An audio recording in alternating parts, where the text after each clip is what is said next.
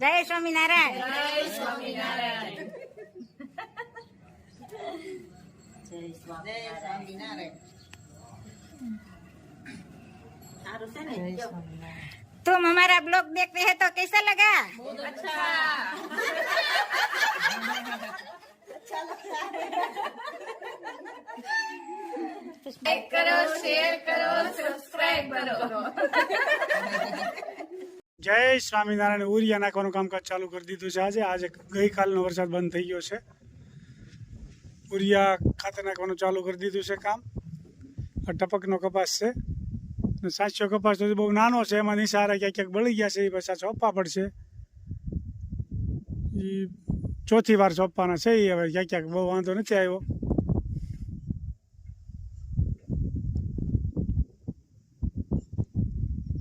જય સ્વામિનારાયણ.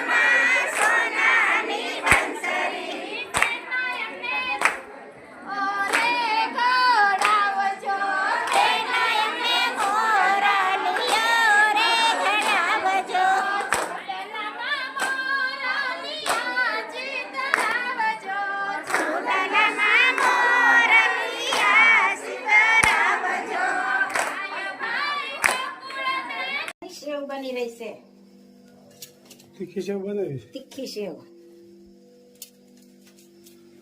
અને કોમેન્ટ પણ સારી સારી આવે છે. તો બધાનો ખૂબ ખૂબ આભાર. બધાને જય સ્વામિનારાયણ, જય શ્રી કૃષ્ણ, જય જીનેન્દ્ર, જય સિયારામ, હર હર ભોલે મહાદેવ.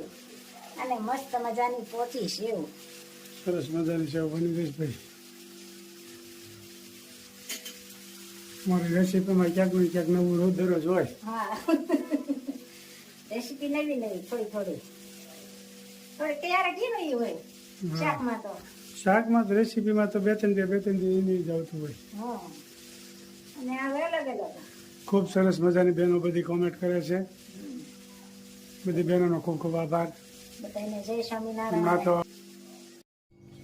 ભજીયાનો પ્રોગ્રામ છે. ભજીયાનો હમણાં તો ઘણા સમય ત્યાં નહોતી રેસીપી ભજીયાની. મરચા અને પાલક અને મકાઈ થોડી જેવી સરસ મજાની આજ તો ભજીયાનો ધડાકો છે ભાઈ. આજ બે જાતના ખૂબ સરસ મજાના ભજીયા બની જશે. અને પટ્ટીના હોત છે એમ ને. મરચા તો સ્પેશિયલ તાજીના ફૂલ અને આ લીંબુનો રસ. લીંબુ તો પુષ્કળ પ્રમાણમાં વપરાય આપણે. અને આમાં થોડી ચટણી અને ધાણા જીરું. આ પટ્ટીનામાં ખાલી ધાણા જીરું ને નિમક. મસ્ત મજાના લોટ ધોવાય છે.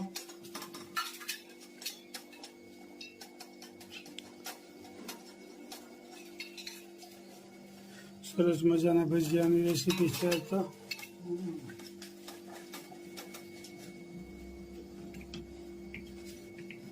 અને પાલક અને મકાઈ ત્રણ વસ્તુ ભેળવી એકારે.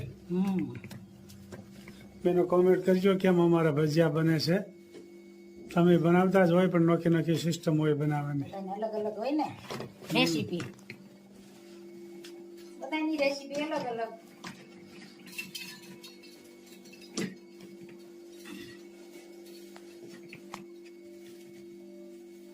ખૂબ સરસ મજાની બેનો કોમેન્ટ કરી રહ્યા છે.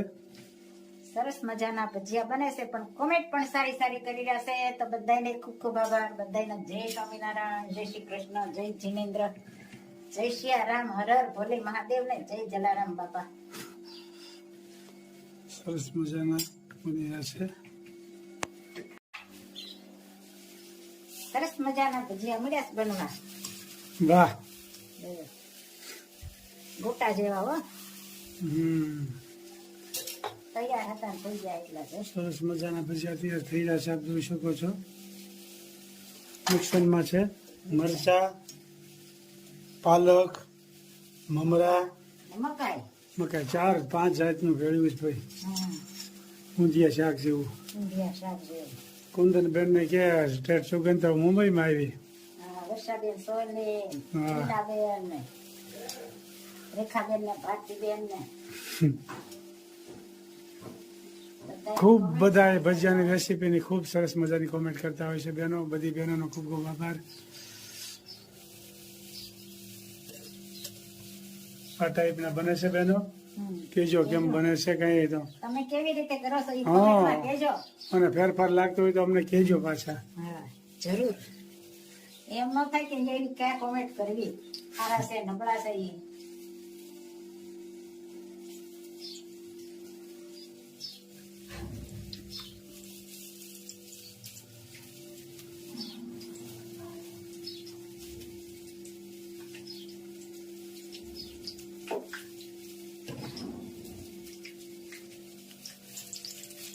ખૂબ સરસ મજાના પટી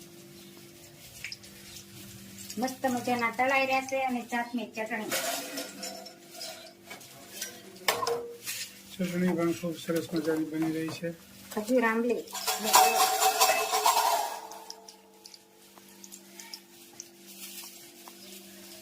કડકડિયા, મરચાના કડકડિયા હોય ને એ મસ્ત લાગે.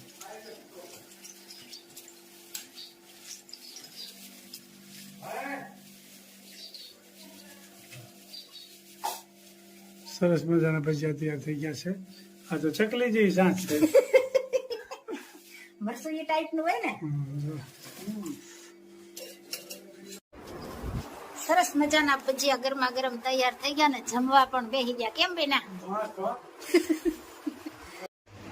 આગ એવી લાગી કે ક્યાંક બહાર નીકળાઈ અને એ જતનબાઈને 10 થી 12 દિવસ તો એમને દીકરો હતો. ખોડામાં દીકરો બહાર નીકળવાના ઘણા પ્રયત્નો કરે, બહાર નીકળાય નહીં. હવે શું કરવું? અને એ વખતે જતનબાઈ ભગવાન સ્વામિનારાયણને પ્રાર્થના કરી, ભગવાન તમારે મારી રક્ષા કરવાની છે. એ 10 દિવસનો દીકરો છાતીએ સાપી અને પોતે સૂઈ ગયા. અગ્નિ એવો લાગ્યો, આખું મકાન મળી ગયું. પણ જતનબાઈને નિંદર પણ એવી ભગવાનના વિશ્વાસે આવી ગઈ, એમના ઉપર એમ પણ કોળસાનો તણખલો પણ પડ્યો નહીં. અને પછી ભગવાને જગાડ્યા, જતન જાય, આ તારી મકાન પડી ગયું, તારી રક્ષા માટે અમે પહોંચ્યા હતા, તને મારી ઉપર વિશ્વાસ હતો ને એટલા માટે જીવનની અંદર એક નિષ્ઠા રાખવી. જે ભગવાનને માનતા હોઈએ ભગવાનને, જ્યાં ભગવાનને શ્રદ્ધા હોય, આપણે જે શ્રદ્ધા પ્રમાણે જે ભગવાનને માનતા હોય એની નિષ્ઠા રાખવી. એની નિષ્ઠા પૂરેપૂરી ગમે એવા સંજોગો આવે પણ એની નિષ્ઠા ન રાખવી જોઈએ. અને બીજું એ ભગવાન પર પૂર્ણ વિશ્વાસ રાખવો. એટલે અચૂક ભગવાન આપણી રક્ષા કરશે અને કરશે. ત્યારે ભગવાન શ્રીના ચરણે પ્રાર્થના કરીએ કે અમારા જીવનની અંદર પણ આ નિષ્ઠા અને વિશ્વાસ એ 100% આવે. સહજાન સ્વામી મહારાજ, તારી જુવાન દીકરીઓ ને તારા સ્વામિનારાયણ તારી આવે છે એ જુવાન છે, અમે તારે મોઢું દેખાડો જેવું નહીં એમ કહી દીધી. એક વાર કીધું, કાંઈ મનમાં ન લીધું. બીજી વાર કીધું, પછી કંઈ મનમાં ન આવ્યું. ત્રીજી વાર કીધું એટલે મારું કંઈ એટલે મનમાં કાળા થઈ ગયા. આજ તો વારો કરતા આ આવે એટલી વાર